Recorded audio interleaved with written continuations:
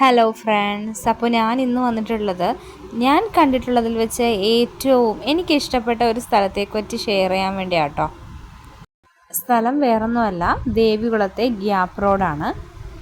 മൂന്നാറിലെ ഏതൊക്കെ സ്ഥലങ്ങളിൽ നമ്മൾ പോയിട്ടുണ്ടെങ്കിലും ഇത്ര മനോഹരമായ റോഡും വ്യൂ പോയിന്റും കിട്ടുന്ന സ്ഥലം വേറെയില്ല. എപ്പോൾ ട്രിപ്പ് പ്ലാൻ ചെയ്താലും മനസ്സിലോട്ട് കടന്നു വരുന്ന ഒരു സ്ഥലം കൂടിയാണ് കേട്ടോ ഈ ദേവികുളം. ആദ്യമായിട്ട് ഞങ്ങൾ മൂന്നാർ ട്രിപ്പ് പ്ലാൻ ചെയ്യുന്ന സമയത്ത് ദേവികുളത്തെ യാത്രി നിവാസിനെ പറ്റി മാത്രമേ ഞങ്ങൾക്കറിയായിരുന്നുള്ളൂ. വേറൊന്നും അറിയാൻ പാടില്ല. അപ്പോൾ നേരെ യാത്രി നിവാസിൽ പോയി അങ്ങനെയാണ് ഗ്യാപ്പ് റോഡുമായി പരിചയപ്പെട്ടത്. ഈ ഗ്യാപ്പ് റോഡിലുണ്ട് കേട്ടോ view point, signal point, photo point, അങ്ങനെ പല പല സ്ഥലങ്ങളുണ്ടെങ്കിലും എനിക്ക് ഏറ്റവും ഇഷ്ടമെന്ന് പറഞ്ഞത് ലോക്ക്ഹാർട്ട് ടീ എസ്റ്റേറ്റ് ആണ്. അവിടെ നിൽക്കുമ്പോൾ ഒരു പ്രത്യേക ഫീലാണ്. ഈ ദേവികുളം എന്ന് പറയണത് ചക്കക്കൊമ്പൻ്റെ അരിക്കൊമ്പൻ്റെയൊക്കെ സ്വന്തം നാടാട്ടോ. ഞങ്ങൾ ആദ്യത്തെ പ്രാവശ്യം മൂന്നാർ പോയപ്പോൾ ഈ ഗ്യാപ്പ് റോഡിലെത്തിയപ്പോൾ ഒരു 2 മണി കഴിഞ്ഞിട്ടുണ്ടാവും. പക്ഷെ ആ സമയത്തെ കോട കണ്ട് എനിക്കതിപ്പോഴും മറക്കാൻ പറ്റുന്നില്ല. അതിനുശേഷം വന്നിട്ട് എനിക്ക് അത്രയും ബ്യൂട്ടിഫുള്ളായ ഒരു കോട ഞാൻ പിന്നെ കണ്ടിട്ടില്ല. പിന്നെ അന്ന് വന്നപ്പോൾ അതൊരു ഒക്ടോബർ മാസമായിരുന്നു. നല്ല മഴയും കൂടിയുള്ളൊരു സീസൺ ആയതുകൊണ്ടായിരിക്കാം അത്രയും കോട കണ്ടത്. അന്നത്തെ ആ മഞ്ഞും തണുപ്പും എല്ലാം പ്രതീക്ഷിച്ചാണ് ഞങ്ങൾ ഡിസംബറിൽ ദേവികുളത്തോട്ട് പോയത്. എന്നാൽ ഞങ്ങൾക്ക് ആ ഒരു എക്സ്പീരിയൻസ് ഇപ്രാവശ്യം കിട്ടിയില്ല. രാവിലെ നല്ല തണുപ്പാണെങ്കിലും ഉച്ച കഴിഞ്ഞാൽ നല്ല ചൂടും നല്ല വെയിലും തന്നെയായിരുന്നു അവിടെ. പോകുന്ന വഴിക്കൊക്കെ ഫെൻസിങ് കാണാൻ പറ്റും. ഈ ഭാഗത്തൊക്കെ നല്ല രീതിയിൽ തന്നെ ആന ഇറങ്ങുന്ന സ്ഥലമാണെന്നാണ് തോന്നുന്നത്. പോകുന്ന വഴിക്കൊക്കെ തന്നെ ഗവൺമെൻറ്റിൻ്റെ ഗസ്റ്റ് ഹൗസ് കാണാൻ പറ്റും, പോലീസ് സ്റ്റേഷൻ കാണാൻ പറ്റും. പിന്നെ അവിടെ ക്വാർട്ടേഴ്സ് ഉണ്ട്. കല്യാണം കഴിഞ്ഞിങ്ങനെ ബുള്ളറ്റ് ട്രിപ്പ് പോകണമെന്ന് ഭയങ്കര ആഗ്രഹമായിരുന്നു. പക്ഷേ അന്ന് അതൊന്നും നടന്നില്ല. പക്ഷെ കുട്ടിയായി കഴിഞ്ഞപ്പോൾ കൊറോണയുമായി. അങ്ങനെ അതൊക്കെ കഴിഞ്ഞ് കുറേ നാൾ വെയിറ്റ് ചെയ്തിട്ടാണ് കേട്ടോ പിന്നെ ട്രിപ്പുകളൊക്കെ പോകാൻ തുടങ്ങിയത്. അതുകൊണ്ട് തന്നെ കാറില്ലെങ്കിലും ഞങ്ങൾ 2 വീലറിൽ സെറ്റാണ്. നമ്മളിപ്പോൾ പോകുന്നത് ദേവികുളം ബസ് സ്റ്റോപ്പിൻ്റെ സൈഡിൽ കൂടിയാണ്. ഇതാണ് ശരിക്കുള്ള ദേവികുളം. നമ്മളന്ന് റൂം ബുക്ക് ചെയ്യാൻ നേരത്ത് ദേവികുളത്തെ കുറേ റിസോർട്ടും നോക്കിയെങ്കിലും ഒന്നും തന്നെ സെറ്റായില്ല. എല്ലാം ബുക്കായി പോവുകയായിരുന്നു. കാരണം ഡിസംബർ ആയതുകൊണ്ട് തന്നെ സീസണാണ്. അങ്ങനെ നമ്മൾ ടോളിൻ്റെ അടുത്തെത്തി. ഞങ്ങൾക്ക് പ്രത്യേകിച്ച് പ്ലാനൊന്നും ഇല്ല. നേരെ പോവുക, പറ്റിയ ചിന്ന കനാൽ, പെരിയ കനാൽ വാട്ടർഫോൾസ് കാണുക, പിന്നെ കുറച്ചും കൂടി പോയാൽ പൂപ്പാറ, അങ്ങനെ പോകാമെന്ന് കരുതി പോവുകയാണേ. ഇവിടെ നോക്കിയാൽ കാണാം കുറച്ച് നേരം പോയി കഴിഞ്ഞാൽ കാട്, അത് കഴിഞ്ഞാൽ കടകൾ, പിന്നെയും കാട്. അങ്ങനെ തന്നെ ഇതൊക്കെ മെയിൻ ആന വരുന്ന സ്പോട്ടാണെന്ന് തോന്നുന്നു. ഈ ഓരോ വളവ് കഴിയുമ്പോഴും ശരിക്കും പേടിയാവും. ആന നിന്ന് കഴിഞ്ഞാൽ എന്ത് പറ്റും എന്നാണ് എൻ്റെ ഹസ്ബൻഡ് ചോദിക്കുന്നത്. ആ ഒരു വളവിൻ്റെ അവിടെ എത്തുമ്പോൾ നമുക്കുണ്ടാവുന്ന ആ നെഞ്ചിടിപ്പുണ്ടല്ലോ, അതൊരു പ്രത്യേക ഫീലാണ്. ഇങ്ങനെയുള്ള കാര്യങ്ങൾ ഓർക്കുമ്പോൾ മാത്രമാണ് കാറുണ്ടായിരുന്നെങ്കിൽ ഇങ്ങനെയൊന്നും ചിന്തിക്കണ്ടല്ലോ, കാറാകുമ്പോൾ കുറച്ചും കൂടി സേഫ് ആണല്ലോ എന്നൊക്കെ ഓർക്കും. പക്ഷേ 2 വീലറിൽ പോകുമ്പോൾ കിട്ടുന്ന എക്സ്പീരിയൻസ് അതൊരു വേറെ ലെവൽ തന്നെയാണ്. പിന്നെ കാറില്ലാത്തതിൻ്റെ ചെറിയ ജലസി ഇല്ല, അതില്ലാതില്ല. ഇതാണ് ഞാൻ പറഞ്ഞ ലോക്ക്ഹാർട്ട് ടീ എസ്റ്റേറ്റ്. ഈ എസ്റ്റേറ്റിൻ്റെ പേരും ഇവിടുത്തെ ഒരു വൈബും ഉണ്ടല്ലോ മോനെ, അതൊരു പ്രത്യേക ഫീലാണ്. കുറച്ചും കൂടി മുന്നോട്ട് എന്നാൽ നമുക്ക് ഫോട്ടോ പോയിൻ്റ് കാണാൻ പറ്റും. ഇതാണ് ഞാൻ പറഞ്ഞ ആ ഭംഗിയുള്ള സ്ഥലം. എത്ര കണ്ടാലും മതി വരാത്ത തേയിലത്തോട്ടങ്ങൾ.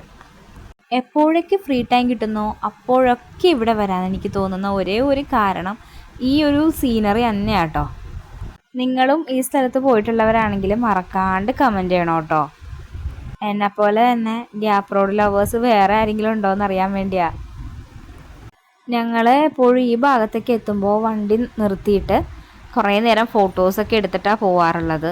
പക്ഷേ ഇപ്രാവശ്യം ഈ ഭാഗത്ത് ഭയങ്കര വെയിലായിരുന്നു. ഇതിൻ്റെ അടുത്ത് തന്നെ കുറേ ന്യൂഡിൽസും ചായയും ചൂടോടെ ചെറിയ ചെറിയ സ്നാക്സൊക്കെ കിട്ടുന്ന കടകളുണ്ട്. അപ്പോൾ കഴിഞ്ഞ പ്രാവശ്യം വന്നപ്പോൾ അവിടുത്തെ ചേട്ടന്മാരായിട്ട് ഭയങ്കര കമ്പനിയായിരുന്നു. അപ്പോൾ അവിടുത്തെ ചേട്ടന്മാരാണ് പറഞ്ഞത് ഇവിടെ എപ്പോഴും ഉണ്ടായിരുന്ന ഒരു ആനയാണ് അരിക്കൊമ്പൻ, ചക്കക്കൊമ്പൻ. പിന്നെ അതുകൂടാണ്ട് പേരില്ലാത്ത ഒരു 5-8 ആനകൾ ചില ടൈമുകളിൽ ഇതിങ്ങനെ വരാറുണ്ട്. അവരുടെ ഈ കാണുന്ന കടകളൊക്കെ തകർത്തതാണ്. പിന്നെയും അവർ കട ഉണ്ടാക്കി വയ്ക്കും, പിന്നെയും വന്ന് ആന തകർക്കും.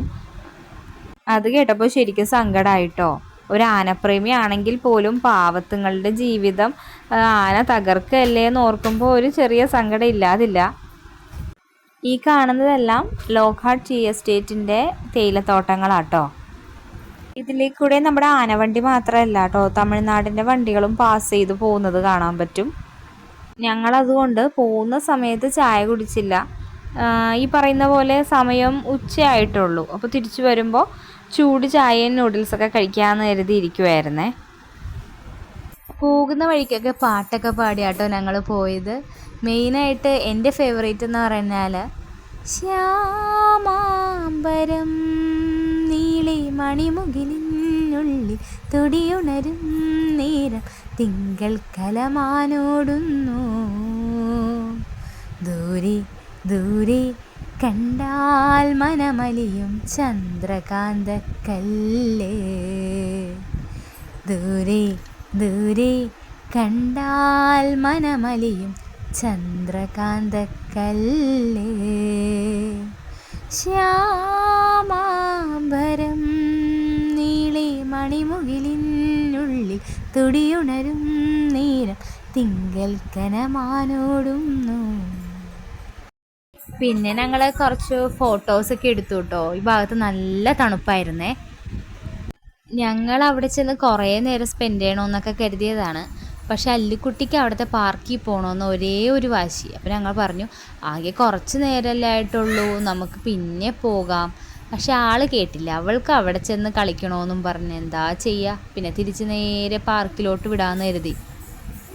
ശരിക്കും ഈ ഫോട്ടോസൊക്കെ ഒരു നല്ലൊരു മെമ്മറി തന്നെയാണ്. നമ്മൾ വീട്ടിൽ വെറുതെ മൂഡ് ഓഫ് ആയിട്ടിരുന്നാൽ പോലും അത് കാണുമ്പോൾ ഒരു പ്രത്യേക സന്തോഷമാണ് മനസ്സിൽ ഓടിയെത്തണേ. ആൾക്കും ട്രിപ്പിങ്ങൊക്കെ ഭയങ്കര വലിയ കാര്യമാണ്, ഭയങ്കര ഇഷ്ടമാണ്. ഫ്രീ ടൈമൊക്കെ കിട്ടി എവിടെയെങ്കിലുമൊക്കെ പോകാൻ ഭയങ്കര ഇഷ്ടമാണ്.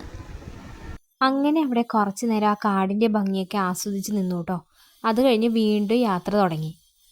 അങ്ങനെ നമ്മളെത്തിയത് അവിടുത്തെ ഫേമസ് ആയിട്ടുള്ള ഒരു കള്ളൻ്റെ ഗുഹ എന്നറിയപ്പെടുന്ന സ്ഥലത്തായിരുന്നു. പണ്ട് ഇവിടെ ഭയങ്കര ഡേഞ്ചർ ആയിരുന്നു, അതായത് എപ്പോഴും ആക്സിഡൻറ്റ് നടക്കുന്ന ഒരു സ്ഥലമായിരുന്നു ഇത്. അപ്പോൾ മലയൊക്കെ കുറേയൊക്കെ വെട്ടി മാറ്റി അവിടെ റോഡ് കുറച്ചുകൂടി വലുതാക്കിയിട്ടുണ്ട്. ഇവിടെ നിന്നാൽ കാണാൻ പറ്റുന്ന വ്യൂ എന്ന് പറഞ്ഞാൽ ഭയങ്കര രസമാണ് കേട്ടോ. നല്ല കോടമഞ്ഞുള്ള ടൈമിലൊക്കെ വരികയാണെങ്കിൽ നമ്മൾ മേഘങ്ങൾക്ക് മീതെ എന്ന് തോന്നുന്ന ഒരു ഫീലായിരിക്കും കിട്ടുന്നത്. ഇവിടെ നിന്ന് നേരെ പോയാൽ നമുക്ക് കാണാൻ പറ്റുന്ന സ്ഥലങ്ങളാണ് സൂര്യനെല്ലി, ആനയിറങ്ങൽ ഡാം, പൂപ്പാറ. അത് കഴിഞ്ഞ് നേരെ ബോഡിമെട്ട് ചുരം ഇറങ്ങിക്കഴിഞ്ഞാൽ അറിയാമല്ലോ, കമ്പം തേനി, അങ്ങനെയാട്ടോ. മഴ സമയങ്ങളിൽ ഈ റോഡ് മിക്കവാറും അടച്ചിടും. എന്ന് വെച്ചാൽ ഭയങ്കര ഡേഞ്ചറാണ്. ഞാൻ പറഞ്ഞല്ലോ, മലയുടെ പീസൊക്കെ റോട്ടിൽ വന്ന് കിടക്കാനും അങ്ങനെ പല പല ഡേഞ്ചറായിട്ടുള്ള സിറ്റുവേഷൻസ് ഉണ്ടാവും. എത്ര ഡ്രൈവ് ചെയ്യാൻ ഇഷ്ടമല്ലാത്ത ആളാണെങ്കിൽ പോലും ഇങ്ങനത്തെ റോട്ടിൽ കൂടി പോകുമ്പോൾ നിർത്താണ്ട് ഡ്രൈവ് ചെയ്യാൻ തോന്നും. അത്രയ്ക്ക് നല്ല റോഡുകളാട്ടോ ഇവിടെ ഉള്ളത്. അങ്ങനെ നമ്മൾ കള്ളൻ്റെ ഗുഹയുടെ അരികത്തെത്തി. അപ്പോൾ ഞങ്ങളും കയറിയിട്ടോ. ഭയങ്കര ഇരുട്ടായിരുന്നേ, അതുകൊണ്ട് അകത്തോട്ടൊക്കെ കയറാനുള്ള സ്പേസ് ഉണ്ട്, എങ്കിലും ഞങ്ങൾ കയറിയൊന്നുമില്ല. ഞങ്ങൾ ജസ്റ്റ് അതിൻ്റെ ഫ്രണ്ടിൽ നിന്ന് ഫോട്ടോസ് എടുത്തു. ഞങ്ങൾ അധികം നേരം അവിടെ നിന്നില്ല കേട്ടോ. ഞാൻ പറഞ്ഞില്ലേ അല്ലുക്കുട്ടിക്ക് പാർക്കിൽ പോകണമെന്ന് പറഞ്ഞിട്ട് ഞങ്ങൾ നേരെ മൂന്നാറിലോട്ട് തന്നെ പോയി. പോണ വഴിക്ക് കുറച്ച് നേരവും കൂടി ഗ്യാപ്പ് റോഡിൻ്റെ ആ വശ്യ മനോഹരതയും ആസ്വദിച്ച് നിന്നു. അതിനുശേഷം ഞങ്ങൾ നേരെ മൂന്നാറിലോട്ട് പോയി. അപ്പോൾ ഈ വീഡിയോ ഇത്രയേ ഉള്ളൂ. ഇഷ്ടപ്പെട്ടാൽ തീർച്ചയായിട്ടും ലൈക്ക് ചെയ്യണം, കമൻറ്റ് ചെയ്യണം, സബ്സ്ക്രൈബ് ചെയ്യണം.